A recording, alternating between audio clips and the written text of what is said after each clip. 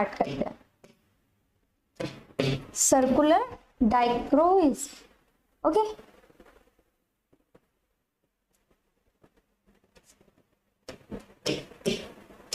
तो इसको स्टार्ट करने से पहले हम समझते हैं, जैसे हम देख रहे थे कि जो स्पेक्ट्रोस्कोपी थी वो क्या कर रही थी, मॉलिक्यूलर के फीचर्स को पता करना, कैरेक्टरिस्टिक फीचर्स को पता करने के लिए हम अपने स्पेक्ट्रोस्कोपी का यूज कर रहे थे, ओके। वैसे ही क्या होता है कि हमारी यूवी विजुअल स्पेक्ट्रोस्कोपी थी उसमें भी हमने देखा कि हम लोग अलग सैंपल से अलग अलग कंपाउंड्स को डिटरमाइन करते थे।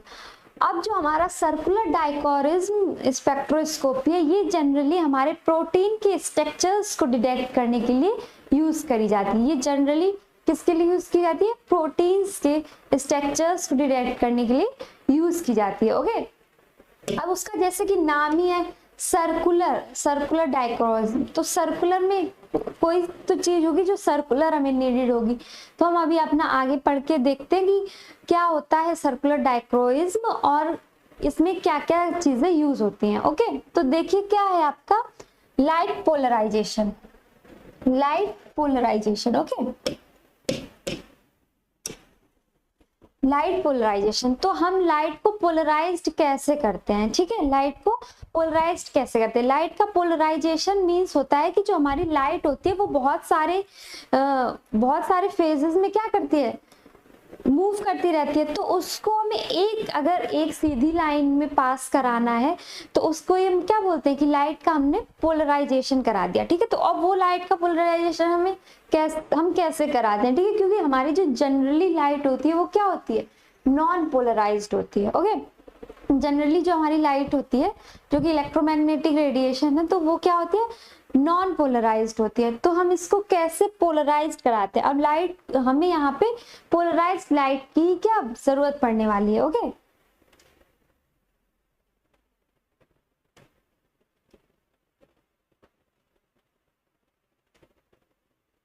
तो देखिए क्या होता है इसमें, linearly or plane polarized light is obtained by passing light through a polarizer that transmits light with only a single plane of polarization such that it passes only those components of electric field vector that are parallel to the axis of the polarizer।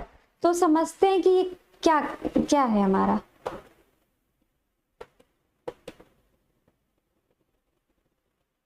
तो देखिए इसमें क्या होता है कि linearly और plane polarized light is obtain by passing light through a polarizer. तो जो हमारी लाइट है वो कैसी है, नॉन पोलराइज्ड, तो हम उसको पोलराइज करने के लिए किससे पास करेंगे, पोलराइजर से पास करेंगे, ठीक है। और पोलराइजर हमारा क्या करेगा कि transmit light with only single plane of polarization. जो हमारी लाइट बहुत सारे प्लेन से आ रही है उसको क्या करेगा, एक सिंगल प्लेन ऑफ पोलराइजेशन में पास करवा देगा, ठीक है। So that it passes only those components of the electric vector. जैसे कि आपको पता है कि लाइट हमारा कैसा है, इलेक्ट्रोमैग्नेटिक रेडिएशन है, और जो इलेक्ट्रोमैग्नेटिक रेडिएशन होता है उसमें क्या होता है, हमारे दो वेक्टर्स प्रेजेंट होते हैं। हमने आपको बताया था उसमें क्या होता है, हमारे दो वेक्टर्स प्रेजेंट होते हैं, एक इलेक्ट्रिक फील्ड और एक मैग्नेटिक फील्ड का, ठीक है। तो इलेक्ट्रिक फील्ड जैसे कि ये क्या है, अगर इलेक्ट्रिक फील्ड और मैग्नेटिक फील्ड क्या होते हैं, एक दूसरे के परपेंडिकुलर होते हैं, ठीक है। जैसे ये इलेक्ट्रिक फील्ड और ये क्या है,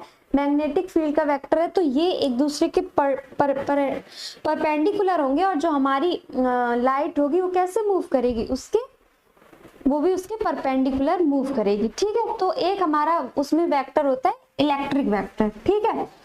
तो जब हमारी लाइट पोलराइज हो जाएगी तो वो क्या होगा, पोलराइजर क्या करेगा कि उसके कंपोनेंट्स को क्या करेगा कि जो पोलराइजर की एक्सिस है, जो इलेक्ट्रिक वेक्टर के कंपोनेंट्स है जो पोलराइजर की एक्सिस है उसके पैरेलल ही मूव करने, ठीक है। क्या लिखा है, it passes only those components of the electric vector. ये इलेक्ट्रिक वेक्टर के सिर्फ उन कंपोनेंट्स को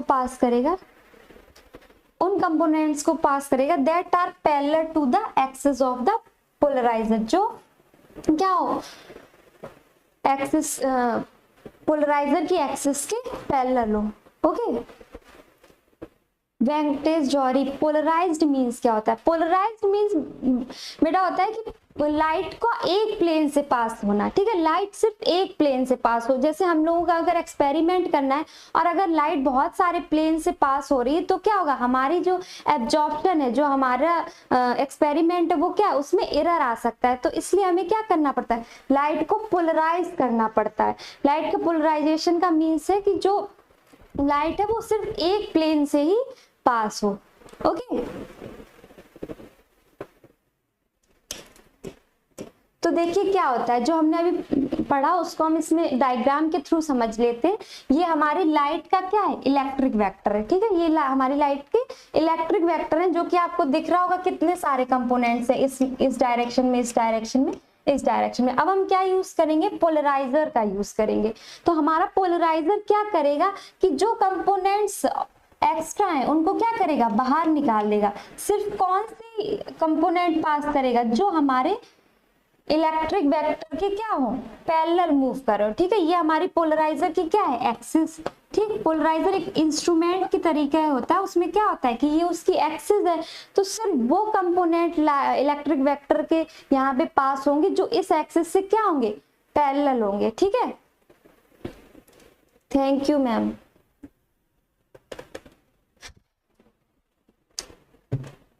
ठीक, तो क्या होगा, हमारे जो इलेक्ट्रिक पोलराइजर हमारा क्या काम करेगा कि जो भी लाइट का इलेक्ट्रिक वेक्टर है उसके जो कंपोनेंट्स हैं वो क्या है, डिफरेंट डिफरेंट में मूव करें, तो वो सिर्फ उन कंपोनेंट्स को पास करेगा जो पोलराइजर की एक्सिस से क्या हो, पैरेलल हो, ठीक है। और इस तरीके से हमारी जो लाइट है वो क्या हो जाएगी, पोलराइज्ड हो जाएगी। ओके, ना समझ में आ गया।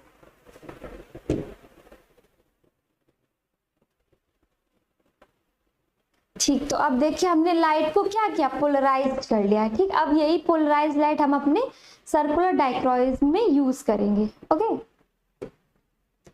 तो देखिए क्या है, सर्कुलर प्लेन पोलराइज्ड लाइट। अब हमने बताया था जैसा उसका नाम है, उसके टर्म में क्या आ रहा है, सर्कुलर, ठीक है। तो कहीं ना कहीं कुछ कोई चीज हम क्या यूज करेंगे, सर्कुलर इन नेचर की यूज करेंगे। तो जो हमारी पोलराइज्ड लाइट जिसको हमने अभी पोलराइज किया है वो क्या करेंगे, उसको सर्कुलर बनाने की कोशिश करेंगे। अब वो सर्कुलर कैसे मूव करेगी, तो देखिए क्या होता है, the plane polarized waves differing in phase by 1/4 और lambda by 4 whose electric vector are perpendicular to one another are superimposed, ठीक है। As the waves propagate follows a helical path, such light is called circularly polarized light। ऐसी lights को क्या कहते हैं, circularly polarized light. तो हमारे पास एक प्लेन पोलराइज्ड लाइट है, अब हमें उसको हेलिकल पाथ में मूव कराना है। तो हम क्या करेंगे, जैसे ये हमारा क्या है, ये हमारी वेव होती है, ठीक है। यहां से यहां तक हमारा लैम्बडा, ठीक, ये हमारा लैम्बडा है, और ये इतना पार्ट क्या होता है, इसको हम लैम्बडा बाई 4 कहते हैं, ठीक है। तो हम दो लाइट लेंगे जो किससे डिफर कर रही हूँ, लैम्बडा बाई 4 से। मीन्स मान लीजिए ये इसके लैम्बडा बाई 4 आगे से ये क्या कर रही है, मूव कर रही है, ठीक है। हमने क्या किया कि the plane polarized waves differing in phase 1/4 या लैम्डा बाई 4, ठीक है।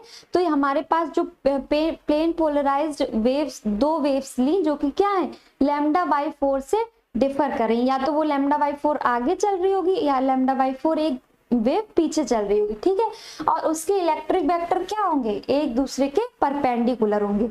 अब उनको हम क्या करेंगे, आर सुपर इम्पोज्ड। अब इन दोनों वेव को हम लोग क्या करेंगे, मिला देंगे, सुपर इम्पोज कर देंगे, ठीक है।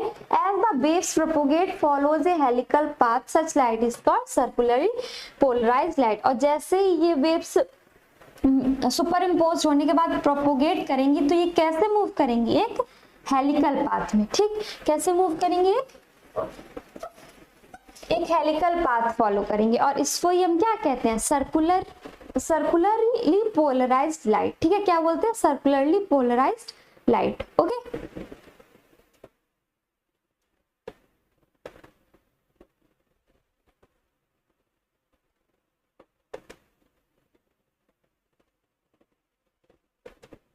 ठीक है। तो इतना ये समझ में आ गया कि हमने क्या किया, अपने सर्कुलर डाइकोरिज्म में सबसे पहले जो हमारी नॉन पोलराइज्ड लाइट थी उसको पोलराइजर से पोलराइज्ड किया। पोलराइज्ड लाइट में क्या होगा कि पोलराइजर क्या करेगा, सिर्फ उन कंपोनेंट्स को पास करेगा जो इलेक्ट्रिक वेक्टर के उन कंपोनेंट्स को पास करेगा जो पोलराइजर के एक्सिस के पैरेलल होंगे। ठीक है, अब उस प्लेन पोलराइज्ड लाइट को हमने सर्कुलर प्लेन पोलराइज्ड लाइट बना लिया। कैसे, दो वेव्स ऐसी मिक्स की जिनका फेज डिफरेंस कितना था, λ/4 था। अब उनको जब हम सुपर इम्पोज कर देंगे और वो आगे प्रोपोगेट करेंगी तो वो एक हेलिकल पाथ फॉलो करेंगी। ओके, ठीक, देखिए इसमें क्या है, ये हमारी क्या है, लीनियरली और प्लेन पोलराइज्ड लाइट। ये हमारी क्या है, लीनियरली या प्लेन पोलराइज्ड लाइट। ठीक है, जिसमें कि आप देख सकते हैं क्या है, टाइम 0 पे ये क्या है, इसके जो वेव है वो ऊपर की तरफ प्रोपोगेट कर रही है, फिर 3/8 में ये नीचे की तरफ प्रोपोगेट कर रही है। जबकि हमारा सर्कुलरली पोलराइज्ड लाइट में क्या है कि इसका 0 सेकेंड पे तो ये ऊपर की तरफ मूव कर रही है, फिर 1/8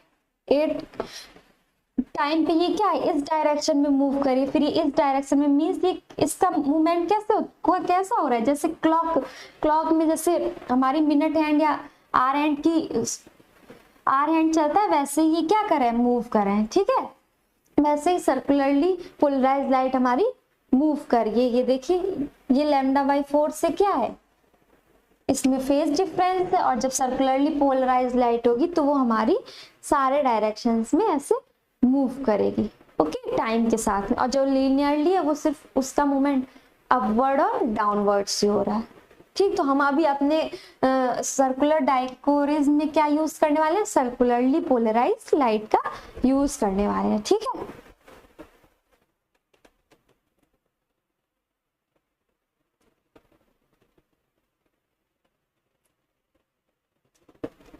तब देखिए नेक्स्ट क्या है, अब आ जाते हैं इलिप्टिसिटी ऑफ सर्कुलर पोलराइज्ड लाइट की। सर्कुलर जो पोलराइज्ड लाइट हमने बनाई उसकी इलिप्टिसिटी क्या है।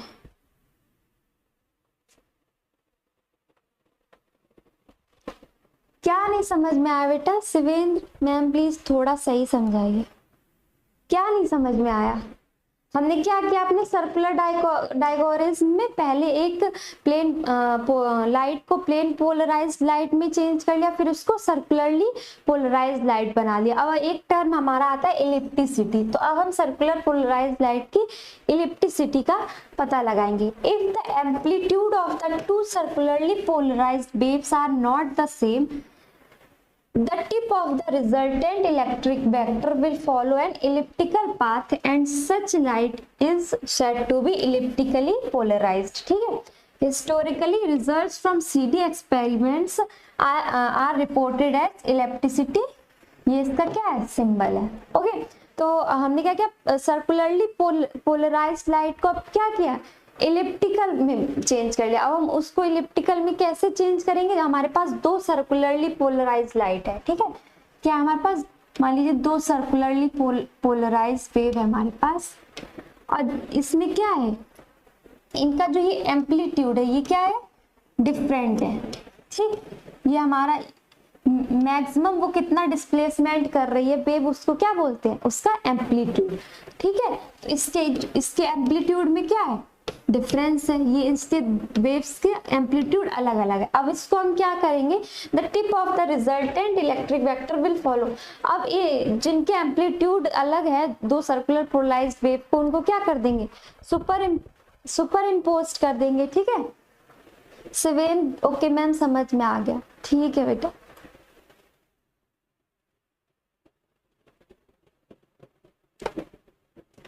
तो हम क्या करेंगे कि जो दो सर्कुलरली पोलराइज्ड वेव्स हैं उनको क्या करेंगे, सुपर इम्पोज कर देंगे। अगर जब उनको सुपर इम्पोज करेंगे तो जो उसका इलेक्ट्रिक वेक्टर होगा वो कैसा पाथ फॉलो करेगा, इलिप्टिकल पाथ फॉलो करेगा। और ऐसी लाइट को हम क्या कहेंगे, इलिप्टिकली पोलराइज्ड लाइट। ठीक है, ऐसी लाइट को हम क्या बोलेंगे,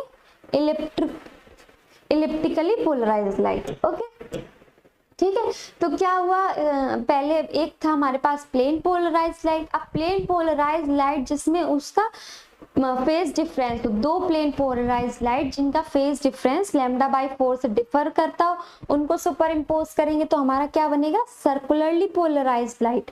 अब दो सर्कुलरली पोलराइज लाइट जिनका क्या हो, एम्पलीट्यूड डिफरेंट हो, उनको सुपर इम्पोज करेंगे तो हमारा क्या बनेगा, इलिप्टिकली पोलराइज लाइट। ठीक है, क्या बनेगी, इलिप्टिकली पोलराइज लाइट, जिसको हम लोग हमारे पहले एक्सपेरिमेंट्स में जो डेटा आता था उसको हम इस सिंबल से, इलिप्टिकल लैम्डा वाले सिंबल से डिनोट करते थे, क्योंकि जो लाइट होती है वो कैसे मूव करती है, इलिप्टिकली मूव कर रही होती है उसमें। ठीक है, तो हमने क्या किया,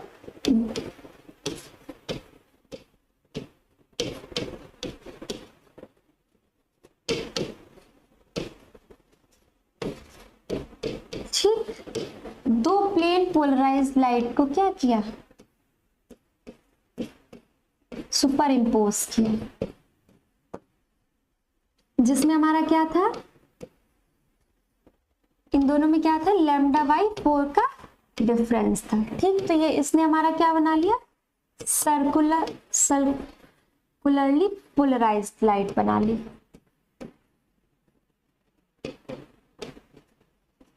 ठीक है, अब हमने दो सर्कुलरली पोलराइज्ड लाइट को क्या किया,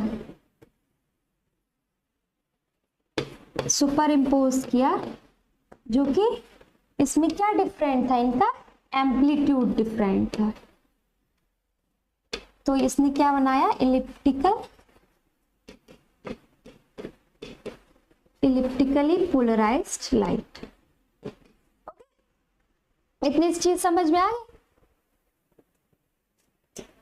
अब हम चलते हैं अपने नेक्स्ट पार्ट की तरफ। ओके,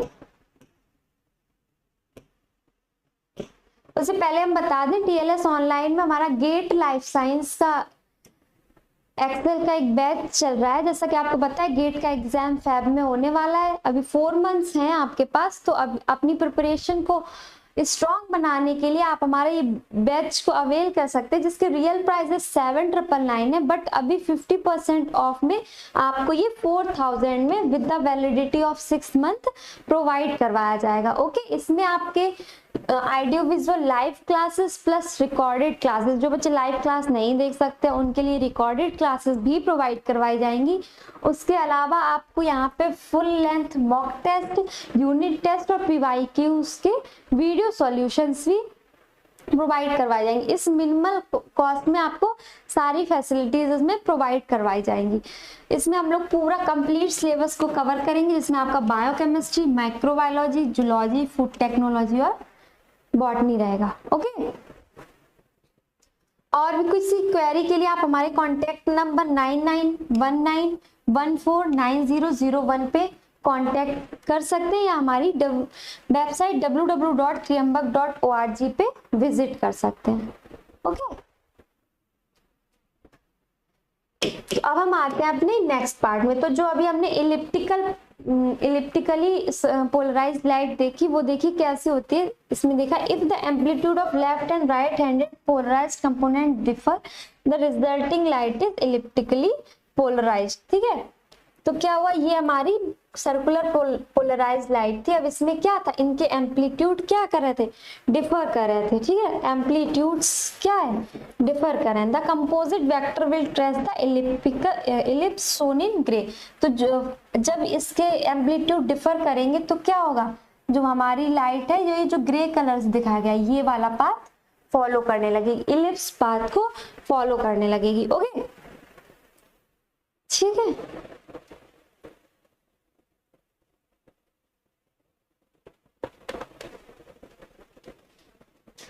तो ये हमारी क्या होगी, इलिप्टिकल पोलराइज्ड लाइट होगी। अब देखते हैं ऑप्टिकल एक्टिविटी।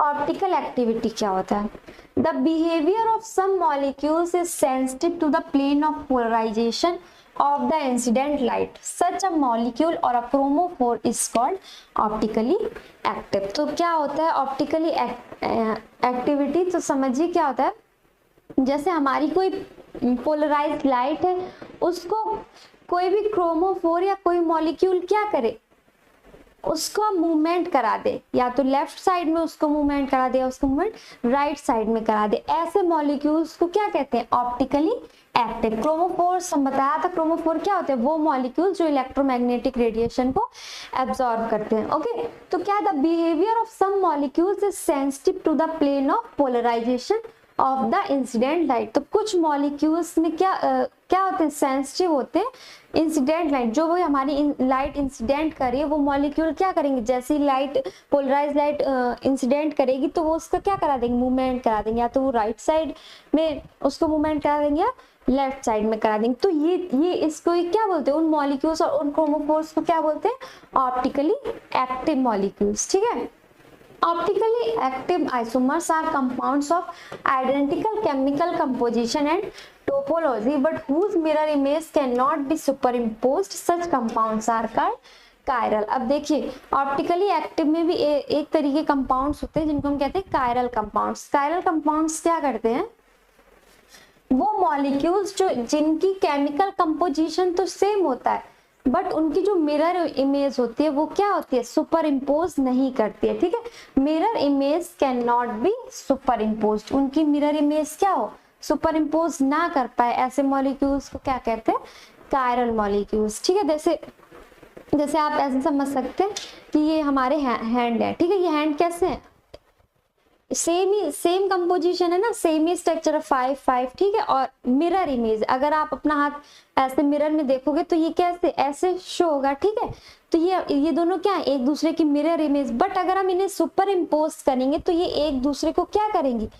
कवर नहीं करेंगी। ये हमारे जो थंब में ये दिख रहा है ना, तो वही इसमें बोला गया है कि mirror image can not be super imposed. ये जो हमारे हैंड है क्या है? मिरर इमेज ही समझ लो एक दूसरे का। ठीक है, बट जब हम इनको सुपर इम्पोज करें तो ये क्या है? एक दूसरे को पूरा कवर नहीं कर रही है। ठीक, या तो ये ऐसा होता, ये ऐसा होता, ऐसे अगर इसको पूरा कवर कर लेता तो ये हमारे क्या हो जाता?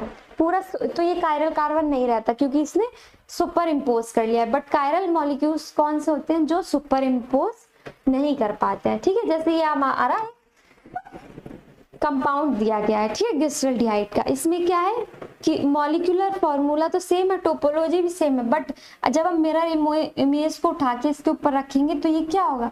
पूरा कवर नहीं करेगा। तो ऐसे मॉलिक्यूल्स क्या कहलाते हैं? Chiral molecules. ओके, तुमने समझ लिया ऑप्टिकली एक्टिव मॉलिक्यूल्स क्या होते हैं और कायरल मॉलिक्यूल्स क्या होते हैं।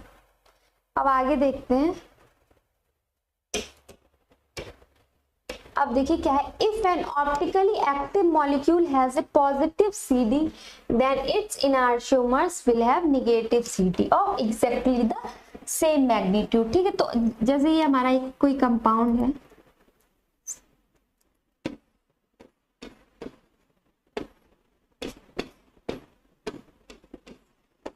ठीक है, इसकी मिरर इमेज कैसे बनेगी?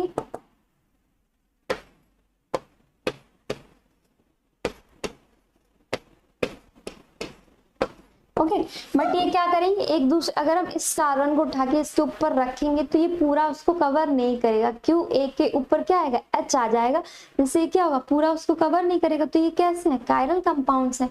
इनको हम और क्या बोलते हैं? इनैंशियोमर्स। ठीक है, ये क्या होते हैं? इनैंशियोमर। ये एक तरीके की आइसोमेरिज्म होती है। तो ये क्या है? इनैंशियोमर्स। ठीक, ये हमारे क्या हो गए? इनैंशियोमर्स हो गए।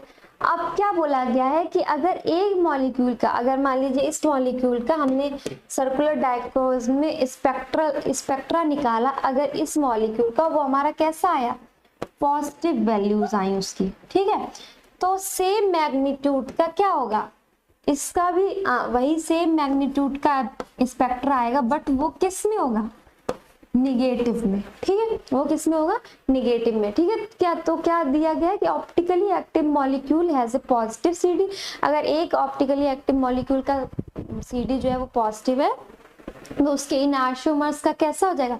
सेम मैग्नीट्यूड रहेगा बट उसका साइन चेंज हो जाएगा। ठीक है, और या फिर ये कह सकते हैं अगर लाइट जैसे राइट साइड की पोलराइज लाइट है या लेफ्ट साइड की पोलराइज लाइट है तो उसका क्या मैग्नीट्यूड सेम रहेगा बट साइन चेंज हो जाएगा। ठीक, बी क्या है? If the substance is optically inactive the absorption of each right polarized light and left polarized light is equal. तो वही अगर मॉलिक्यूल हमारा ऑप्टिकली इनएक्टिव होगा, उसमें ऑप्टिकल एक्टिविटी नहीं शो हो रही होगी, तो क्या हो जाएगा कि जो एब्जॉर्प्शन है वो इक्वल मैग्नीट्यूड और इक्वल साइन का ही शो होगा। ओके,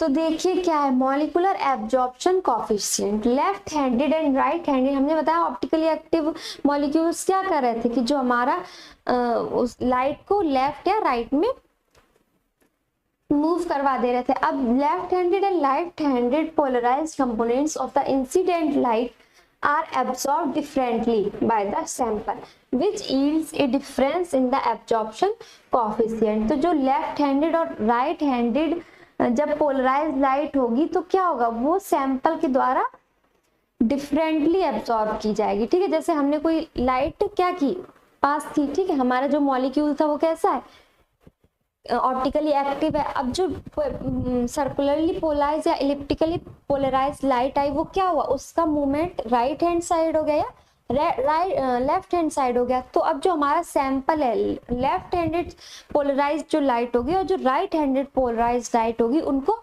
अलग अलग एब्जॉर्प्शन करेगी, मतलब इक्वली एब्जॉर्ब नहीं करेगी, अलग अलग मैग्नीट्यूड में एब्जॉर्ब करेगी। हो सकता है राइट वाले को ज्यादा एब्जॉर्ब कर ले कोई सैंपल, हो सकता है लेफ्ट वाले को ज्यादा एब्जॉर्ब कर ले।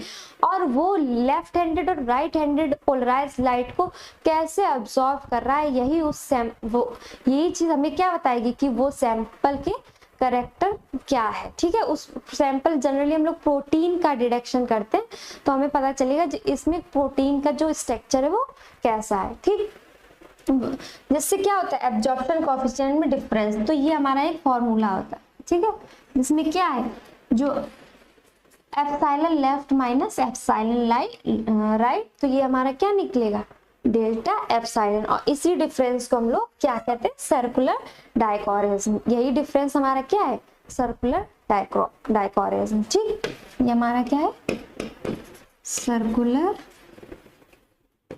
डाइकोरिज्म। Okay, circular dichroism. ठीक, अब ये एप्सिलॉन क्या है, ये हम लोग ने यूवी विजिबल स्पेक्ट्रोस्कोपी में जो बियर्स लैम्बर्ट लॉ पढ़ा था तो उसमें क्या बताया गया था कि absorption equals to epsilon C L. ठीक है, तो ये मॉलिक्यूलर एब्जॉर्प्शन कोएफिशिएंट होता है हमारा, ये एब्जॉर्प्शन, ये कंसंट्रेशन और ये पाथ लेंथ। ठीक है, तो अगर हमें ये नहीं पता है एब्जॉर्प्शन और कंसंट्रेशन और पाथ लेंथ पता है सैंपल की, तो क्या करेंगे हम इसको डिवाइड करके ये वैल्यूज निकाल सकते हैं। ठीक है, फिर इसमें इस वैल्यू को पुट करके सर्कुलर डाइकोरिज्म निकाल लेंगे। ओके, तो क्या हमने समझ लिया कि हम क्या करते हैं अपना सर्कुलर डाइकोरिज्म में, कि हमारे पास क्या होता है एक एलिप्टिकल पोलराइज लाइट होती है, सर्कुलर पोलराइज लाइट होती है। वो क्या करती है कि जो भी मॉलिक्यूल से लेफ्ट या राइट हैंडेड पोलराइज्ड हो जाती है, ठीक है, कायरल मॉलिक्यूल्स उसको क्या बना देते हैं, लेफ्ट हैंडेड या राइट हैंडेड। अब वो लेफ्ट हैंडेड पोलराइज लाइट और right handed polarize light sample कैसे एब्जॉर्ब कर रहा है, कितना एब्जॉर्ब कर रहा है, उसके डिफरेंस को हम सर्कुलर डाइकोरिज्म कहते हैं। और जो ये डिफरेंस है यही हमारा क्या है, कैरेक्टरिस्टिक फीचर है, यही हमारा बताएगा जो हमारा सैंपल है कि उसके एब्जॉर्प्शन के बेस पे बताएगा कि जो हमारा सैंपल है वो उसके कैरेक्टरिस्टिक फीचर्स क्या है, या अगर कोई प्रोटीन है तो उसका कौन सा स्ट्रक्चर यहाँ पे प्रेजेंट है। Okay,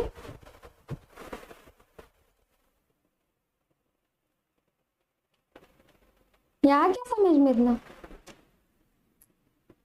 the difference in absorption coefficient such that CD is measured in units of centimeter square per gram।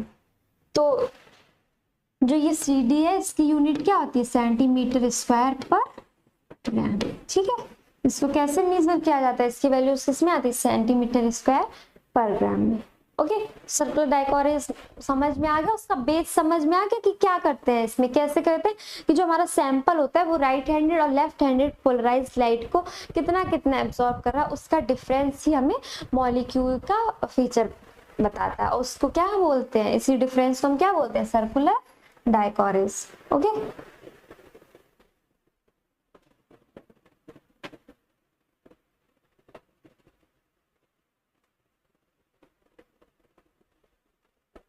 ठीक है।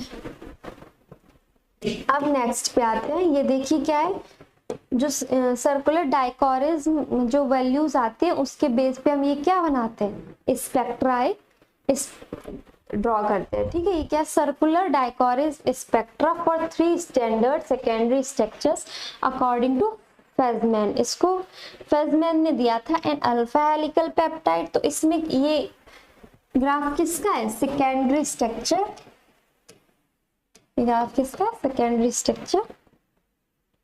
ठीक है, सेकेंडरी स्ट्रक्चर जनरली किसका, प्रोटीन का।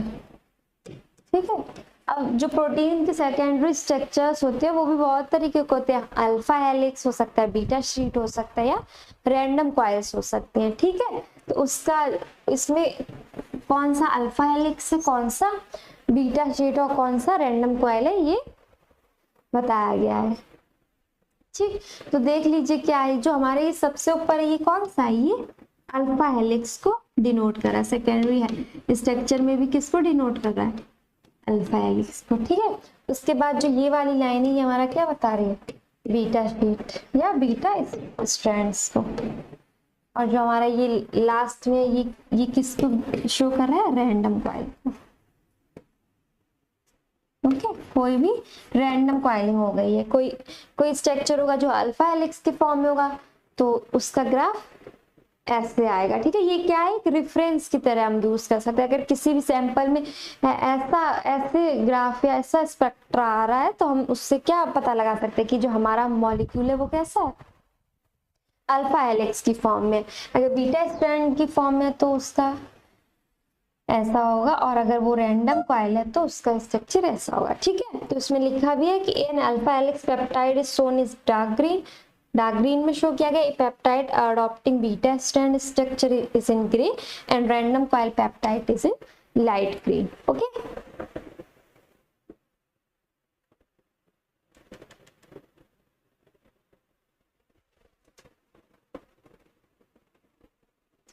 ठीक, तो अब चलिए, नहीं ये क्या है, ये स्पेक्ट्रा बनाया गया जो हमने सर्कुलर डायकोरिज्म भी निकाला था, जो डिफरेंस था हमारे लेफ्ट माइनस राइट में, जो ये डिफरेंस था उसी के बेस पे हमने क्या निकाला, स्पेक्ट्रा। ठीक है, और इसमें भी अगर हमारा लेफ्ट पोलराइज्ड की वैल्यू ज्यादा है राइट से तो क्या आएगी, हमारी CD कैसे आएगी, पॉजिटिव। और इफ अगर ये क्या है, राइट ज्यादा है लेफ्ट से, मतलब लेफ्ट ज्यादा है राइट से, मतलब क्या, लेफ्ट का एब्जॉर्प्शन अगर ज्यादा हो रहा है, ठीक है, राइट से, तो ये वैल्यूज पॉजिटिव आएंगी। अगर राइट का एब्जॉर्प्शन ज्यादा हो रहा है और लेफ्ट से तो इसकी वैल्यू क्या आएगी, निगेटिव आएगी। ठीक, ये हमने आपने उसमें भी देखा है। इसमें ये देखिए ये वैल्यू कैसी है, निगेटिव, और जो ये ऊपर जा रही है वैल्यूज कैसी हैं, पॉजिटिव, है ना। ठीक, जैसे अल्फा हेलिक्स में कितनी पॉजिटिव वैल्यू, 1 और 2 क्या है, निगेटिव वैल्यूज है, पीक्स। ठीक है, ये हम क्या यहाँ पे देखते हैं, हम पीक्स को देखते हैं कि कहाँ पे पीक आ रही है। ठीक है, बीटा स्टैंडर्ड में हमारी यहाँ पे एक पीक है पॉजिटिव, ये है हमारी निगेटिव पीक। तो ठीक, इस पे ही क्या डिपेंड करता है, इससे ही हम क्या पता लगाते हैं मेरा सैंपल कौन सा है। ओके, तो देख लीजिए क्या है, इसमें कुछ डेटा आपको दिया है जो कि आपको मेमोराइज करके रखना, कभी कभी क्वेश्चन पूछ लेते हैं इससे। हाँ बेटा, ये इस स्पेक्ट्रम से हम अपने ये रेफरेंस के लिए यूज किया जाता है। जैसे जो फेजमैन थे ना, फेजमैन ने क्या किया था, इसको ड्रॉ किया था, अब ये रेफरेंस की तरह यूज होता है। ठीक, इसको कैसे यूज करते हैं, रेफरेंस। अब हमारे पास कोई सैंपल है और हम उसका स्पेक्ट्रा बना रहे हैं तो उसकी जो लाइंस है वो कैसे आ रही हैं, वो हम इससे अब कंपेयर करके पता लगा सकते हैं। अगर वो ग्राफ ऐसे शो हो रहा है तो वो हमारा स्ट्रक्चर वो है, वो प्रोटीन जो प्रेजेंट है उसमें सेकेंडरी प्रोटीन वो कैसी होगी, अल्फा हेलिक्स के फॉर्म में होगी। अगर सेकेंड वाली लाइन आ रही है तो वो बीटा स्ट्रैंड के फॉर्म में होगी। अगर वो थर्ड वाला ये डिनोट कर रहा है तो हम इससे क्या पता लगा सकते हैं कि कोई भी रैंडम कॉइलिंग हो गई है उस प्रोटीन में। ओके, तो हम इसको अपने सैंपल से कंपेयर कर सकते हैं। ठीक है, चलो आगे। अब देखिए क्या है, अब कुछ डेटा दिया गया है, इसको आप मेमोराइज करना क्योंकि इससे कभी कभी क्वेश्चन पूछ लेता है। Alpha helix has negative bands at 222 and 208 nanometer and a positive one at 190 nanometer. तो ये हमारी अल्फा हेलिक्स है, उसमें क्या बताया गया है कि जो इसमें एक पॉजिटिव पीक है कितने पे, 190 नैनोमीटर पे। ठीक है, ये पॉजिटिव पीक हमारी 190 नैनोमीटर पे, और दो हमारी नेगेटिव पीक है जो कि आपका यहाँ पे 208 और 222 नैनोमीटर पे। ठीक है, इस इन वैल्यूज से क्या होता है कि जब हम अपने सैंपल का वैल्यूज को निकालते हैं तो हम उससे पता लगा सकते हैं कि हमारी अगर पीक, एक पीक इतने नैनोमीटर पे आ रही है, ये क्या है, ये वेवलेंथ है। ठीक है, इतने नैनोमीटर पे आ रही है और दो नेगेटिव पीक आ रही है, तो वो क्या शो कर रहा है, अल्फा हेलिक्स। ठीक, अब सेकेंड क्या है, beta sheet show a negative band at 218 and a positive one at 196। अब बीटा शीट सिर्फ कितना, एक नेगेटिव बैंड शो कर रहा है, एक नेगेटिव पीक शो कर रहा है, कितने पे, 218 नैनोमीटर पे। ठीक है, बीटा शीट हमारा कहाँ पे नेगेटिव बैंड शो कर रहा है, 218 नैनोमीटर पे, और पॉजिटिव वाला 196 नैनोमीटर। ठीक है, और थर्ड है हमारा random coil. Random coil has a positive band at 212 nanometer, तो इसकी पॉजिटिव पीक कहाँ है, 212 नैनोमीटर पे, and a negative one around at 195। ठीक है, नेगेटिव वन कहाँ पे, 195 में। तो अल्फा में हमारे पास दो नेगेटिव पीक है, जबकि बीटा स्ट्रैंड और रैंडम कॉइल में एक एक नेगेटिव पीक है। ओके ओके बेटा, समझ। तो ये आपको अगर वैल्यूज नोट करनी है तो आप ये वैल्यू नोट भी कर सकते हैं। ओके, तो ये इतना समझ में आ गया कि सर्कुलर डायकोरिज्म का यूज हम अपने सैंपल को कैसे डिटेक्ट करने के लिए यूज करते हैं। हमारे पास सिर्फ नॉन पोलराइज्ड लाइट को पहले हम पोलराइज्ड बनाते हैं, फिर सर्कुलरली पोलराइज्ड, फिर इलिप्टिकली पोलराइज्ड, उसके बाद जो हमारे कैसे कायरल मॉलिक्यूल्स या ऑप्टिकली एक्टिव मॉलिक्यूल्स होते हैं उससे लेफ्ट और राइट हैंडेड पोलराइज्ड लाइट का एब्जॉर्प्शन कितना हो रहा है, उसका डिफरेंस ही हमारा क्या होता है, सर्कुलर डायकोरिज्म होता है। उसके डिफरेंस ही कैरेक्टरिस्टिक फीचर बताता है हमारे सैंपल का। ओके, अब आते हैं नेक्स्ट पे। तो नेक्स्ट है the peptide bond in protein possesses UV absorption bands in the area of 190 to 220 nanometers. तो जो प्रोटीन्स में पेप्टाइड बॉन्ड होते हैं वो जनरली कहाँ पे अपने पीक शो करते हैं, 190 से 220 नैनोमीटर तक। ठीक है, 190 से 220 नैनोमीटर। इसमें देखिए आपकी वैल्यूज जो है 190, 196, 208, तो ये सब क्या है, इनके पेप्टाइड बॉन्ड का एब्जॉर्प्शन शो करें। तो जो पेप्टाइड बॉन्ड का एब्जॉर्प्शन है वो 190 से 220 नैनोमीटर के बीच में होते हैं।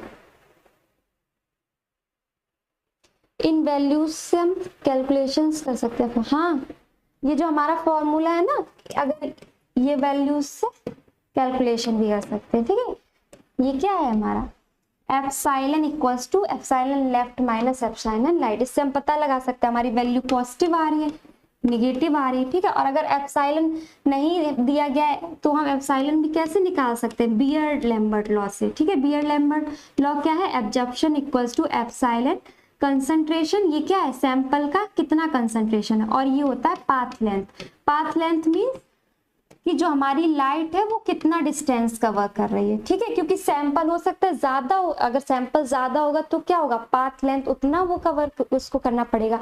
तो ये क्या होता है, पाथ लेंथ। अगर ये वैल्यूज दी गई है तो यहाँ से हम अपना इन अलग अलग एप्सिलॉन निकाल के डेल्टा ई को निकाल सकते हैं। ओके,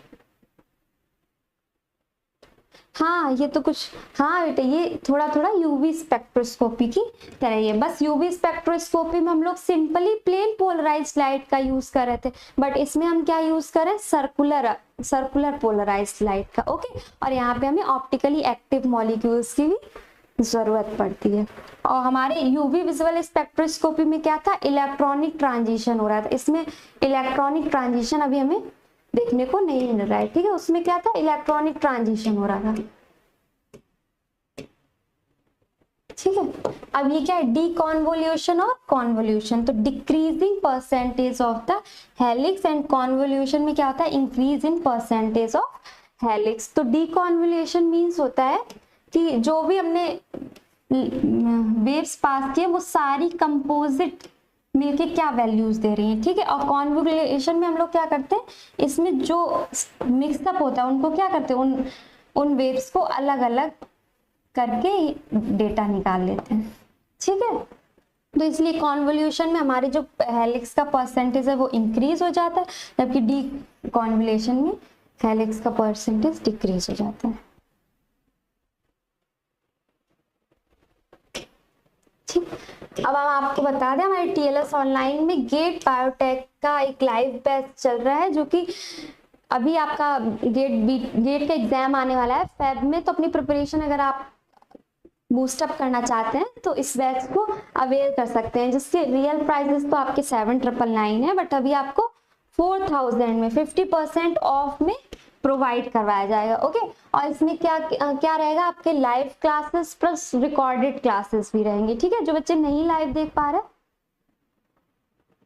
ये मैंने पढ़ा है मैम, याद आ गया, थैंक यू, ओके बेटा, ठीक है। तो क्या हुआ, लाइव बैच में आपको रिकॉर्डेड लेक्चर्स भी मिलेंगे। जो बच्चे इस कॉलेज ज्वाइन किए हुए हैं, नहीं अगर लाइव ले पा रहे हैं तो रिकॉर्डेड लेक्चर्स देख लें, प्लस आपका पूरा सिलेबस कंप्लीट किया जाएगा। Biochemistry, microbiology, bio process, bioinformatics, techniques, maths, cell biology और मॉलिकुलर बायोलॉजी, ठीक है। और कोई क्वेरी अगर आपको हो तो आप 999919149001 पे कांटेक्ट कर सकते हैं, ओके। अब हम अपना आगे चलते हैं कि हमारे और सर्कुलर डायकोरिज्म में हमें क्या क्या देखना है अभी, ठीक। तो इतना हमने पढ़ लिया, सर्कुलर डायकोरिज्म का स्पेक्ट्रा भी देख लिया, उसकी वैल्यूज भी निकाल लिया। अब हमारा क्या है, फार यूबीसीडी, ये क्या है, टाइप है। सर्कुलर डायकोरिज्म के दो टाइप, फार यूबीसीडी एंड नियर यूबीसीडी। अब फार यूबी क्या होती है, देखिए फार यूबी का रेंज कितना होता है, 150 to 250 नैनोमीटर। किसी को पता है फार यूबी क्या होती है, चिराग बताओ फार यूबी क्या होती है।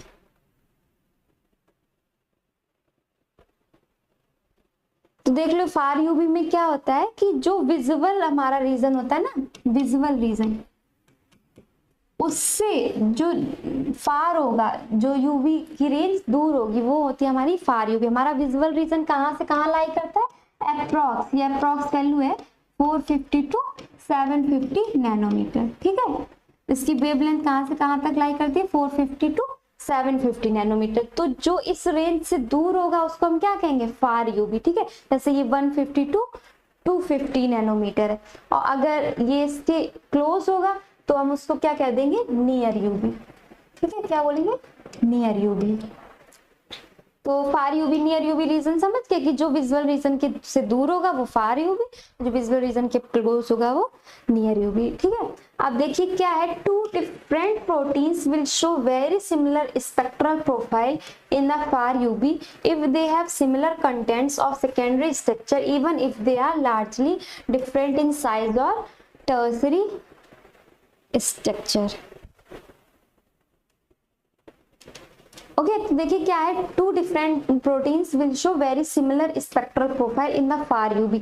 दो प्रोटीन्स क्या है, बहुत सिमिलर स्पेक्ट्रा, जो अभी हमने स्पेक्ट्रम देखा वो बहुत सिमिलर शो करेंगी if they have similar contents of secondary structure, अगर उनका सेकेंडरी स्ट्रक्चर सेम होगा तो, even if they have largely different in size और टर्सरी स्ट्रक्चर। तो समझ लीजिए क्या है, इसमें जो फार यूवीसीडी होता है उसमें हम लोग जनरली सेकेंडरी स्ट्रक्चर को, फार यूवीसीडी से हम जनरली सेकेंडरी स्ट्रक्चर प्रोटीन का क्या करते हैं, पता लगाते हैं, ओके।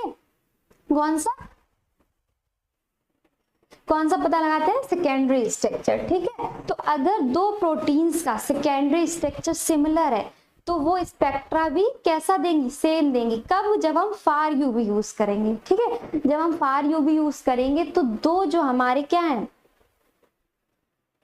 दो प्रोटीन्स हैं, अगर उनका सेकेंडरी स्ट्रक्चर सिमिलर है तो वो कैसा शो करेंगी, सेम स्पेक्ट्रा शो करेंगी। मे बी उनका क्या टर्सरी जो स्ट्रक्चर है या जो उनका साइज है वो डिफरेंट हो सकता है, मतलब उनका मे बी टर्सरी स्ट्रक्चर उन प्रोटीन्स का अलग है, उनका साइज में बहुत डिफरेंस है, बट इफ उनका सेकेंडरी स्ट्रक्चर सेम है तो वो फार यूवी में कैसा आपको स्पेक्ट्रा देंगी, सिमिलर, मतलब बहुत क्लोज स्पेक्ट्रा देंगी। तो इसीलिए हम बोला जाता है कि जो फार यूवीसीडी होता है वो क्या करता है, सेकेंडरी स्ट्रक्चर को पता लगाने के लिए यूज करते हैं, ठीक है। फार यूवीसीडी को सीडी जनरली सेकेंडरी स्ट्रक्चर्स के लिए यूज किया।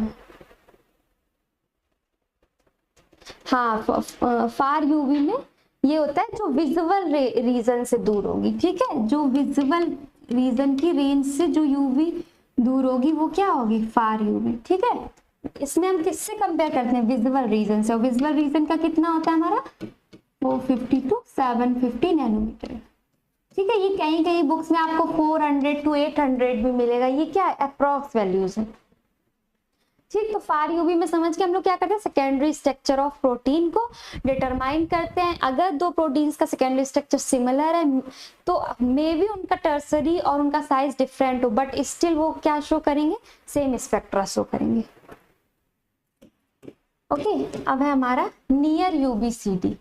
क्या है हमारा, नियर यूवीसीडी, ठीक है। नियर में क्या है, ये कहां से कहां तक होती है, 250 to 350, ठीक है, 250 to 350। अब देखिए हमारा जो विजुअल रेंज की रेंज थी वो कितनी थी, 450, तो ये 350 और 450 क्लोज है ना, तो ये क्या हो जाएगी, नियर यूवी। ओके, अब नियर यूवीसीडी किसके लिए यूज करते हैं, inform about tertiary structure. Near UV CD में टर्सरी स्ट्रक्चर ऑफ प्रोटीन के बारे में बताता है। Folding of protein and interaction with near by groups और लिगेंड्स। प्रोटीन की फोल्डिंग कैसी है और उसकी ग्रुप्स और लिगेंड्स, उसका इंटरेक्शन कैसा है टर्सरी स्ट्रक्चर में, ये किससे पता चलता है, नियर यूवीसीडी से। ओके, तो फार यूवीसीडी हम किस लिए यूज कर रहे हैं, सेकेंडरी स्ट्रक्चर प्रोटीन का डिटरमाइन करने के लिए, और नियर यूवीसीडी किस लिए यूज कर रहे हैं, टर्सरी स्ट्रक्चर्स प्रोटीन के डिटरमाइन करने के लिए।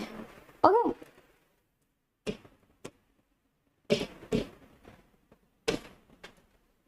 अब देख लेते हैं क्रोमोफोर्स। क्रोमोफोर्स, तो देखिए क्रोमोफोर्स हमने बता दिया था क्या होते हैं, वो मॉलिक्यूल्स जो इलेक्ट्रोमैग्नेटिक रेडिएशंस को एब्जॉर्ब करते हैं उनको क्या बोलते हैं, क्रोमोफोर्स बोलते हैं। अब देखिए क्रोमोफोर्स में आपका एरोमेटिक साइड चेन्स ऑफ, मतलब जो हमारी प्रोटीन होती है उनमें क्या हो सकते हैं, प्रोटीन्स में अमीनो एसिड से मिलके बनी होती है, तो जो एरोमेटिक साइड चेन्स हैं उनकी जो एब्जॉर्प्शन की वैल्यूज होती है वो अलग अलग होती है। अब इसको हम कैसे यूज करते हैं, रेफरेंस की तरह इनको यूज करते हैं, ये हमें प्रोवाइड करवा दी गई है। जो कि जैसे हमारा अगर साइड चेन में ट्रिप्टोफैन है प्रोटीन के, तो हमारा कितना एब्जॉर्प्शन होगा, कितना हमारा ये आएगा 285 to 310 नैनोमीटर। टायरोसिन के लिए 275 to 285 नैनोमीटर, और फिनाइल एलानिन के लिए 255 to 270 nanometer with disulphide linkage, और अगर डाइसल्फाइड लिंकेज है तो 250 to 300 नैनोमीटर तक, ठीक है। तो इसमें हम क्या पता लगा सकते हैं, जैसे कि हमारी जो कोई प्रोटीन है उसमें एरोमेटिक साइड चेन प्रेजेंट है कि नहीं, तो वो हम कैसे पता लगा सकते, अगर उसका सर्कुलर डाइकोरेंस 285 to 310 आ रहा होगा तो समझ उसके साइड चेन में क्या होगा, ट्रिप्टोफैन होगा। अगर 275 to 285 आ रहा होगा तो टायरोसिन, और अगर 255 to 270 आ रहा होगा तो फिनाइल एलानिन। इसको हम ऐसे भी कह सकते हैं, फिनाइल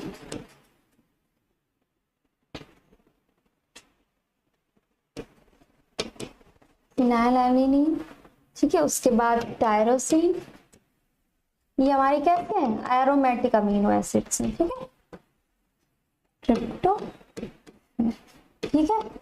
सबसे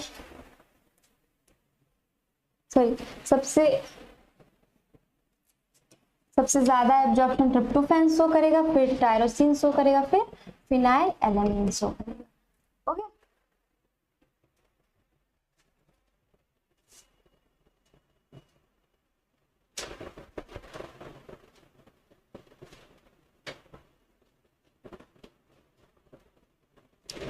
सबसे ज्यादा कौन सा शो करेगा, फिनाइल एलानिन, फिर टायरोसिन और फिर ट्रिप्टोफैन। अब आते हैं अपने नेक्स्ट पार्ट पे। नेक्स्ट में क्या लिखा है, near UV CD spectra of two different protein will virtually never look similar even if the two molecules are comparable in size or secondary structure because the number of the different aromatic amino acid in protein normally differ significantly। तो इसमें क्या बताया गया है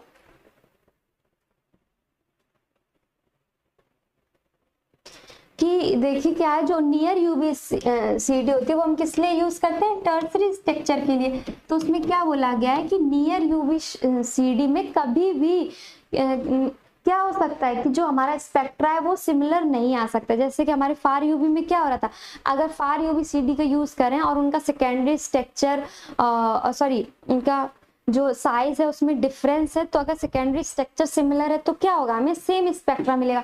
पर हमारे near UV CD में क्या होगा, हम टर्सरी स्ट्रक्चर को डिटरमाइन करेंगे, तो अगर उनका साइज सिमिलर भी है, सेकेंडरी स्ट्रक्चर सेम भी है, तब भी उसका स्पेक्ट्रा थोड़ा सा डिफरेंट मिलेगा, क्योंकि जो टर्सरी स्ट्रक्चर्स होती है प्रोटीन की, उनमें क्या होते हैं, जो एरोमेटिक अमीनो एसिड होते हैं, तो अलग अलग प्रोटीन में थोड़े थोड़े जो एरोमेटिक अमीनो एसिड्स होते हैं उनमें चेंज आ जाता है। अगर एरोमेटिक अमीनो एसिड्स में या उसकी डाइसल्फाइड लिंकेज में टर्सरी स्ट्रक्चर क्या होता है, प्रोटीन का एक्टिव फॉर्म होती है वो उसकी, ठीक है, वहां पे सारी बाइंडिंग हो जाती है। तो अगर डाइसल्फाइड बॉन्ड में या जो एरोमेटिक अमीनो एसिड्स है उनमें अगर थोड़ा सा भी चेंज आएगा तो जो हमें स्पेक्ट्रा है वो प्रोटीन का अलग अलग मिल जाएगा।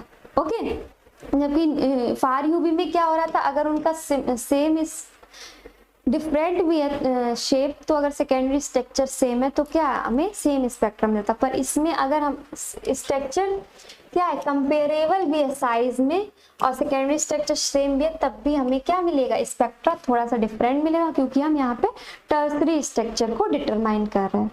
Okay, near UV spectra can be considered A fingerprint property, इसलिए हम नियर यूवी स्पेक्ट्रा को फिंगरप्रिंट प्रॉपर्टी भी बोलते हैं। नियर यूवी स्पेक्ट्रा को हम क्या बोलते हैं, फिंगरप्रिंट प्रॉपर्टी। क्यों, क्योंकि ये क्या है, फिंगरप्रिंट, जैसे फिंगरप्रिंट्स होते हैं ना सबके अलग अलग, वैसे ही ये भी प्रोटीन्स का जो स्ट्रक्चर है ना, टर्सरी स्ट्रक्चर, उसको थोड़ा भी अगर चेंज आएगा, पर थोड़ा चेंज जरूर आएगा इसमें, ठीक है, यहाँ पे हम टर्सरी स्ट्रक्चर को डिटरमाइन कर रहे हैं। ओके, अब हम देख लेते हैं अपनी सीडी का इंस्ट्रूमेंट कि इसमें कौन कौन से इंस्ट्रूमेंट्स हम लोग यूज करते हैं। हमने सारी प्रोसेस समझ ली, अब हम क्या करेंगे, उसको सेटअप उसका बनाएंगे। पहला तो हमें लाइट सोर्स, जनरल चीज हमें लाइट सोर्स चाहिए। मोनोक्रोमेटर्स क्या करते हैं, पॉलीक्रोमेटिक लाइट को मोनोक्रोमेटिक लाइट में चेंज कर देते हैं। पोलराइजेशन मॉड्यूलेटर, पोलराइजर हमें चाहिए। Electro optic modulator, sample cuvette और सेल, सैंपल को रखने के लिए। डिटेक्टर्स, डिटेक्ट करने के लिए जो स्पेक्ट्रा हमारा फॉर्म होगा उसके लिए डिटेक्टर्स। और data acquisition and signal processing, ठीक है, सिग्नल को प्रोसेसिंग कराने के लिए भी नीड होगी। जैसे CD spectrometers follow broadly the designs of single beam UV absorption spectrometer but with the addition to handle polarization modulation. CD spectrometers की डिजाइन कहीं ना कहीं जो यूवी एब्जॉर्प्शन स्पेक्ट्रोस्कोपी होती है उसके सिमिलर ही होती है, बट इसमें आपके पास एक क्या होता है, पोलराइजेशन मॉड्यूलेशन प्रेजेंट होता है, ठीक है। पोलराइजेशन मॉड्यूलेशन क्या कहता है, to generate alternating circular polarization. Polarization modulation जो सर्कुलर हमारी लाइट को alternate circular polarize light provide करेगा। एंड इलेक्ट्रो ऑप्टिक मॉड्यूलेटर और equivalent polarization modulator is used. It switches between transmitting the left and right handed components of linearly polarized light। तो जो ये हमारा electro optic modulators होंगे ये क्या करेंगे, जो हमारी लेफ्ट हैंडेड और राइट हैंडेड पोलराइज्ड लाइट है उसको हैंडल करने का काम करेंगे। Okay, the detector often a photo multiplier measure the electricity. अब जो डिटेक्टर्स हैं वो उसकी इलेक्ट्रिसिटी को मीजर करेंगे और सर्कुलर डायकोरिज्म को भी मेजर करेंगे। ओके, तो ये चीज समझ में आई। इसका जो डिजाइन है वो कहीं ना कहीं यूवी स्पेक्ट्रोमीटर से सिमिलर है, बस क्या चीज डिफरेंट है, यहाँ पे पोलराइजर हम यूज करते हैं जो कि क्या करता है, अल्टरनेट सर्कुलर पोलराइज लाइट को प्रोवाइड करवाता है। ओके, अब इसकी कुछ लिमिटेशंस देख लेते हैं कि सीडी की लिमिटेशंस क्या है।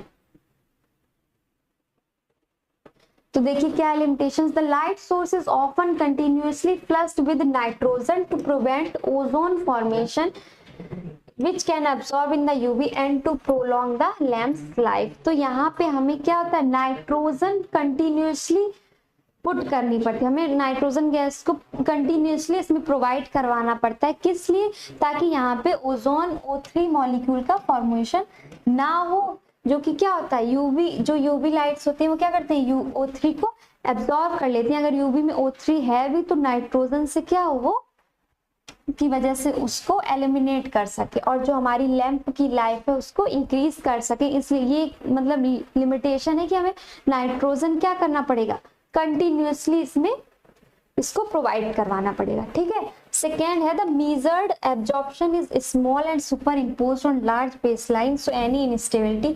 तो अगर थोड़ा सा भी लैंप में ड्रिफ्ट होता है या मैकेनिकल वाइब्रेशन या फ्लक्चुएशंस होते हैं तो भी हमारे डेटा में एरर आ सकता है।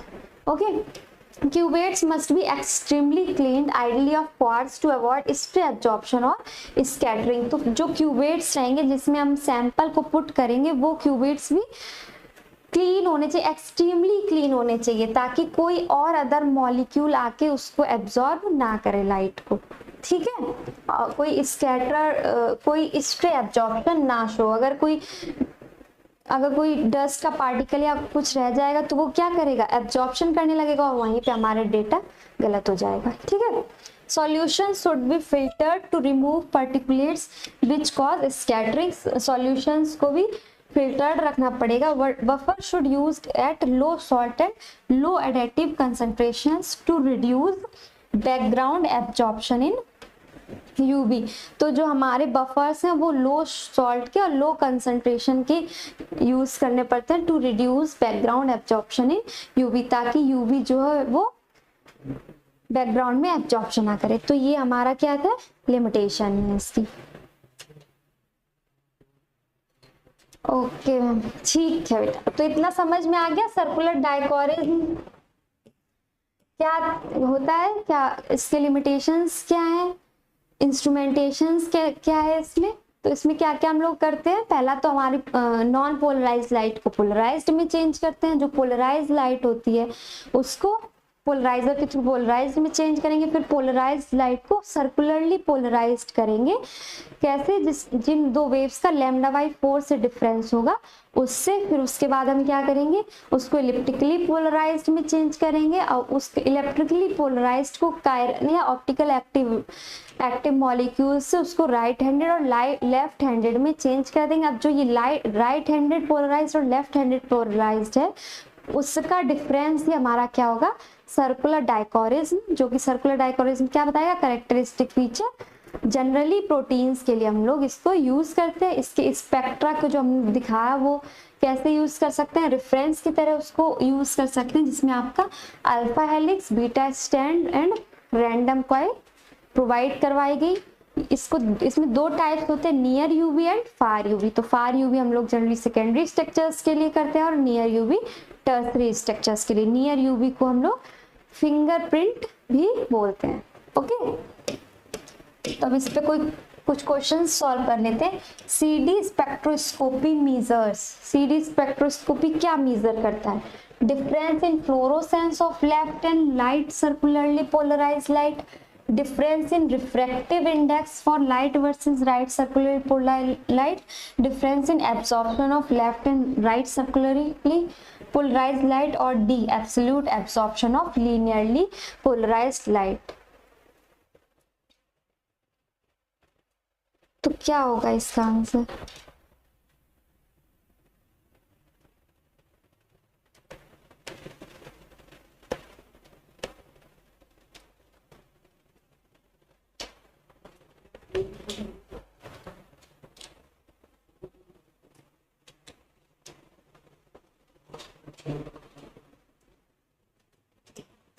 देख लीजिए क्या CD spectroscopic measure, CD spectroscopy क्या मेजर करता है, difference in fluorescence of left and right circularly polarized light. क्या वो डिफरेंस मेजर करता है फ्लोरोसेंस का?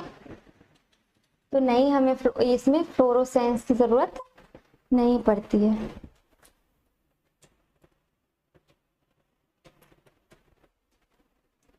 हाँ बेटा, इसमें यही होता है, ज्यादा पार्टिकल्स रहेंगे तो रिजल्ट काफी हाई आएंगे। हाँ, अगर ज्यादा पार्टिकल्स रहेंगे तो रिजल्ट भी हाई आएंगे, और अगर कोई डस्ट पार्टिकल है या फिर कोई अदर पार्टिकल है जिसकी वैल्यूज हमें नहीं चाहिए तो क्या होगा, उसमें हमारे एरर आ जाएगा। जैसे हमारा कोई सैंपल है, उस वही सैंपल को हमें उसमें डिटरमाइन करना है कि इसमें प्रोटीन का स्ट्रक्चर कैसा होगा। तो क्या हुआ, अगर हमारे क्यूबेट में या फिर सॉल्यूशन में कोई अदर पार्टिकल रहेगा तो अदर पार्टिकल क्या करेगा, वो भी लाइट को एब्जॉर्ब कर लेगा, ये भी लाइट को एब्जॉर्ब करेगा। तो जो हमारा डेटा आएगा वो क्या आएगा, एरर आएगा। क्यों? क्योंकि ये जो एब्जॉर्प्शन है वो भी यहाँ पे शो होने लगेगी। तो जो रियल प्रोटीन का स्ट्रक्चर होगा वो ना पता लग के हमें क्या कुछ और कोई और डेटा मिल सकता है। इसलिए हम लोग क्या करते हैं, फिल्टर्स का यूज करते हैं और इसको एक्सट्रीमली क्लीन रखना पड़ता है टू अवॉइड स्ट्रे ऑब्जॉर्प्शन और स्कैटरिंग, स्ट्रे ऑब्जॉर्प्शन और स्कैटरिंग को रोकने के लिए। ओके,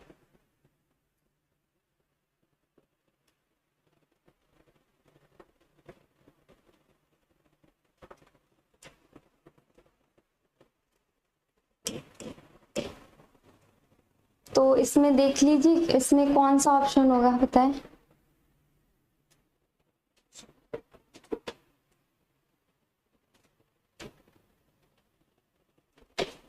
तो जो पहला है इसमें क्या बोला गया कि CD स्पेक्ट्रोस्कोपी में हम लोग क्या मेजर करते हैं, fluorescence of left and right circularly polarized light. क्या फ्लोरोसेंस यूज करते हैं लेफ्ट और राइट सर्कुलरली पोलराइज्ड लाइट में?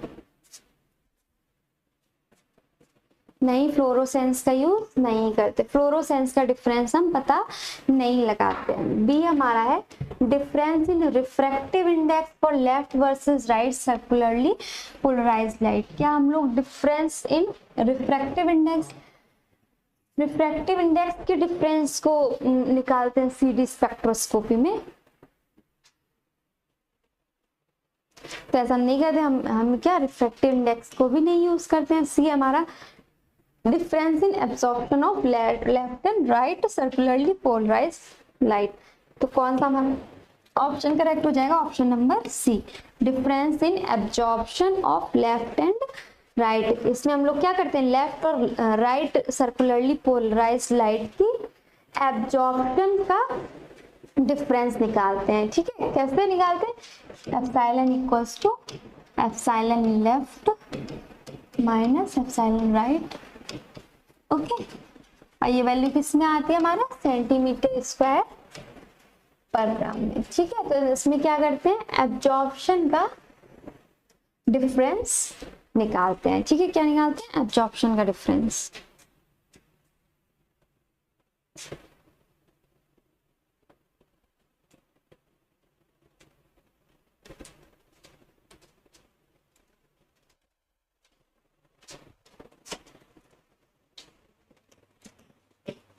नेक्स्ट क्वेश्चन हमारा क्या है, the far UV CD region approx 190 to 250 nanometer of a protein gives information primarily about A side chain orientation, tertiary structure, B cofactor binding, C secondary structure और alpha helix beta sheet coil, और D is quaternary interactions. तो इसमें पूछा गया है कि फार UV CD में I think सी होगा। हाँ, उसका ऑप्शन कौन सा था, सी। ठीक है, अब इसमें देख लीजिए क्या है, ए साइड चेन ओरिएंटेशन और tertiary structure, cofactor binding, secondary structure. तो हम इसमें पूछा गया कि जो फार यूबीसीडी का रीजन होता है 190 से 250 में, तो हम उसमें of a protein gives information, तो उससे हम किसकी इंफॉर्मेशन निकालते हैं, प्रोटीन के कौन से स्ट्रक्चर की इंफॉर्मेशन हमें फार यूबीसीडी से मिलती है। फार यूबीसीडी से हमें कौन से प्रोटीन के स्ट्रक्चर की इंफॉर्मेशन यहाँ पे प्रोवाइड करवाई जाती है।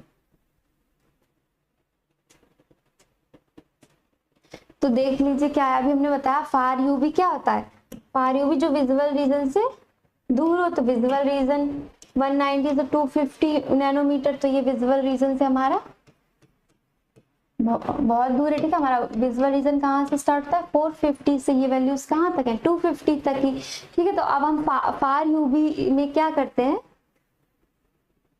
सेकेंडरी स्ट्रक्चर पता लगाते हैं, ठीक है। फार यूवी से हम क्या पता लगाते हैं, secondary structure of alpha helix, beta sheet और कॉइल, कि हमारा प्रोटीन में अल्फा हेलिक्स है, बीटा शीट है या कॉइल है। साइड चेन ओरिएंटेशन या टर्सरी स्ट्रक्चर, नहीं, टर्सरी स्ट्रक्चर हम किससे पता लगाते हैं, नियर यूवी सीडी से, ठीक है, नियर यूवी सीडी से। बी है हमारा कोफैक्टर बाइंडिंग, तो नहीं कोफैक्टर बाइंडिंग, और क्वाटरनरी इंटरेक्शंस, तो क्वाटरनरी इंटरेक्शंस भी नहीं पता लगाते हैं, ठीक है। तो फार यूवी सीडी रीजन में हम लोग सेकेंडरी स्ट्रक्चर का डिटरमाइन करते हैं। और फार यूवी सीडी में क्या है, अगर कोई दो प्रोटीन के सेकेंडरी स्ट्रक्चर्स थोड़े सिमिलर हैं, सेम है, तो उनका जो स्पेक्ट्रा है वो सेम ही आएगा। ये मैटर नहीं करता कि उसका साइज, उन दोनों प्रोटीन्स का साइज डिफरेंट है या उनका टर्सरी स्ट्रक्चर डिफरेंट है, नहीं, सिर्फ उनका सेकेंडरी स्ट्रक्चर डिफरेंट है तो डिफरेंट स्पेक्ट्रा, और सेकेंडरी स्ट्रक्चर सेम है तो सेम स्पेक्ट्रा।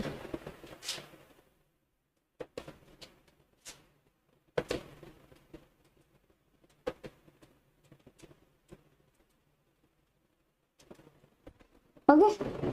और सेम इस नियर यूवी में भी क्या होता है, नियर यूवी हम फिंगरप्रिंट की तरह भी यूज करते हैं, उसमें टर्सरी स्ट्रक्चर्स को डिटरमाइन किया जाता है। और टर्सरी स्ट्रक्चर में क्या होता है कि प्रोटीन्स में कहीं ना कहीं एरोमेटिक जो हमारी साइड चेन होती है वो सिग्निफिकेंटली थोड़ी बहुत चेंज हो जाती है, और अगर हमारा थोड़ा भी टर्सरी स्ट्रक्चर में चेंज आएगा तो क्या हो जाएगा, वो प्रोटीन का स्पेक्ट्रा में थोड़ा सा अलग मिलेगा, तो इसलिए हम इसको फिंगर प्रिंट भी बोलते हैं।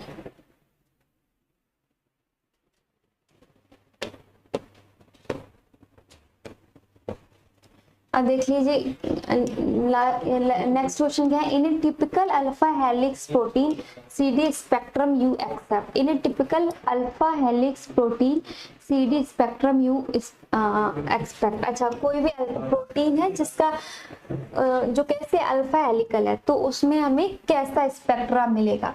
Option a single strong negative band near 210 nanometer, b है negative bands at 208 nanometer and approx 222 nanometer and a positive band near 190 nanometer, c है a strong positive band at 220 nanometer and d है only positive signals.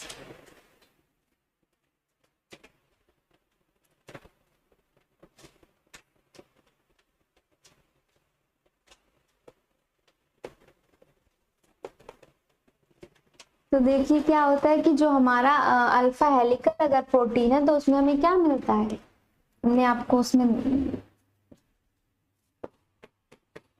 दिखा रहे थे, जो हमारी alpha helical होती है उसमें हम लोग क्या करते हैं, देखिए अल्फा हेलिक्स में क्या मिलती है, निगेटिव बैंड है 220 एंड 208 नैनोमीटर। 220 पे एक निगेटिव पीक मिलती है और एक पीक 208 पे मिलती है, ठीक है। एक पीक हमें क्या मिलती है 208 पे निगेटिव, और पॉजिटिव पीक कहाँ मिलती है 190 नैनोमीटर में, अगर वो क्या है हमारा अल्फा हेलिकल स्ट्रक्चर है,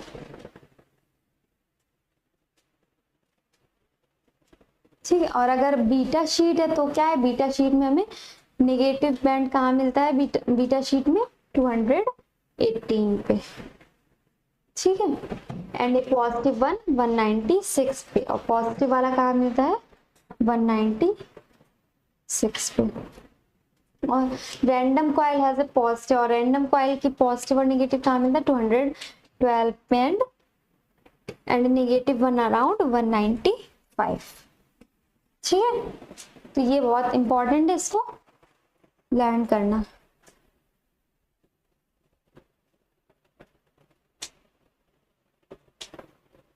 तो अब इसके अकॉर्डिंग हम देखते हैं हमारा क्या आंसर हो जाएगा।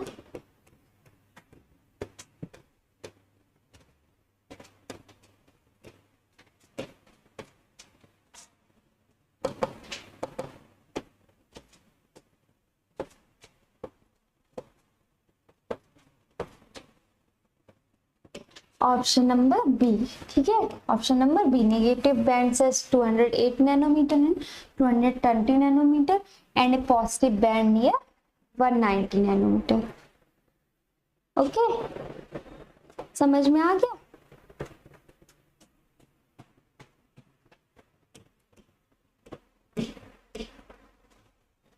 तो हमने आज क्या देख लिया कि जो हमारी स्पेक्ट्रोस्कोपी में हम लोग जनरली क्या करते हैं, कोई भी मॉलिक्यूल की कैरेक्टरिस्टिक फीचर्स को डिटरमाइन करते हैं। यूवी विजुअल स्पेक्ट्रोस्कोपी में हमने क्या किया था, इलेक्ट्रॉनिक ट्रांजिशन के थ्रू सैंपल्स का पता लगाया था। वही हमारा जो सर्कुलर डायकोरिज्म है, सर्कुलर डायकोरिज्म में क्या करते हैं, सर्कुलर डायकोरिज्म में हम लोग प्रोटीन्स के जनरली स्ट्रक्चर्स को पता लगाते हैं। ठीक है, क्या कहते हैं, प्रोटीन के स्ट्रक्चर्स को जनरली पता लगाने का काम करते हैं। ठीक है, और फिर सर्कुलर डायकोरिज्म में क्या करते हैं कि सबसे पहले हमारे पास क्या होती है, नॉन पोलराइज्ड लाइट होती है, उसको पोलराइजर के थ्रू क्या करते हैं, पोलराइजर के थ्रू उसको प्लेन पोलराइज्ड बना देते हैं। और पोलराइजर भी क्या करता है कि सिर्फ वो कंपोनेंट इलेक्ट्रोमैग्नेटिक रेडिएशन के पास करेगा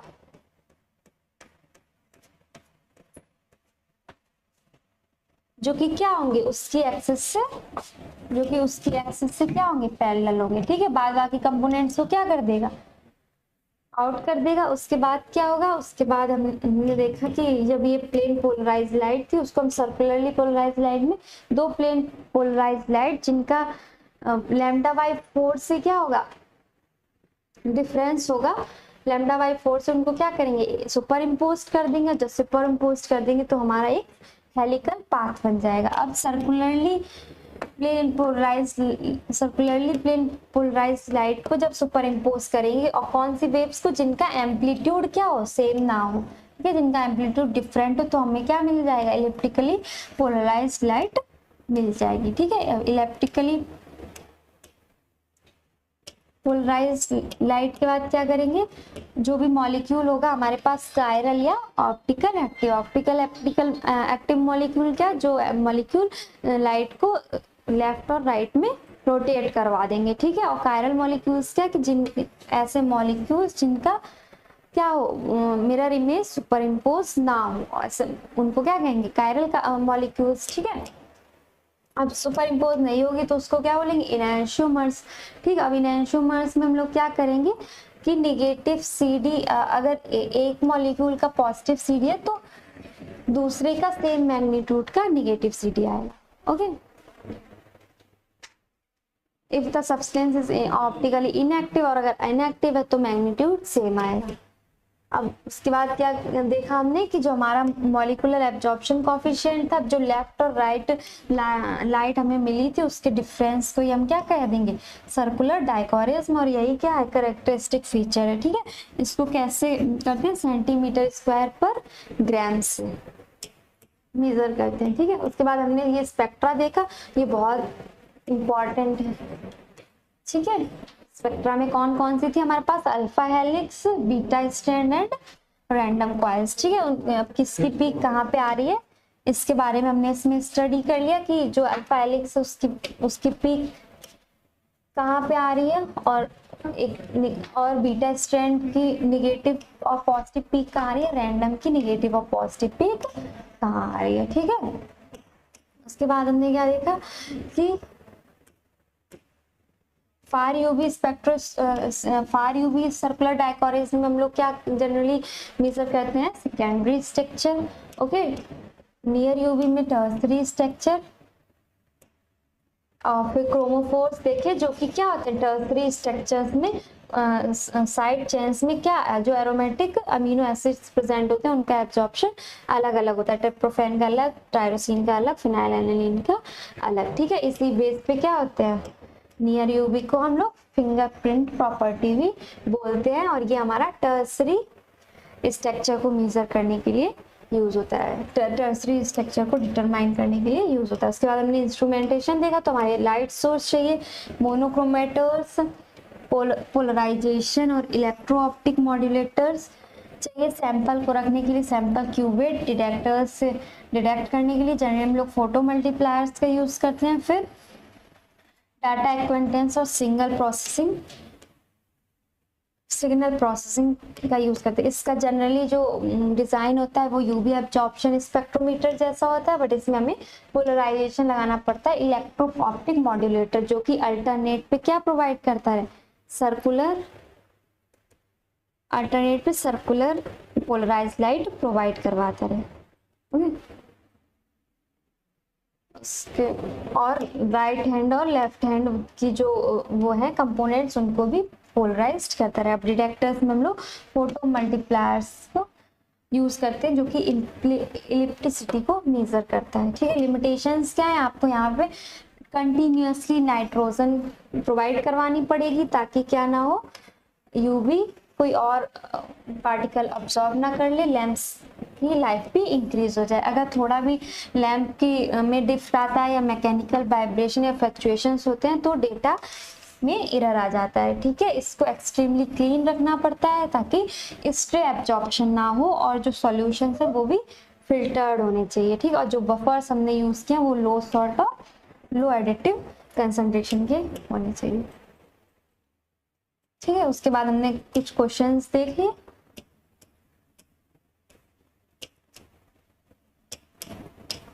तो ये समझ में आ गया इतना। तो आज की क्लास हमारी यहीं तक है। हमने आज पूरा CD स्पेक्ट्रोमीटर अपना CD स्पेक्ट्रोस्कोपी पूरा अपना कवर कर लिया। ओके, तो अब देख लीजिए हमारे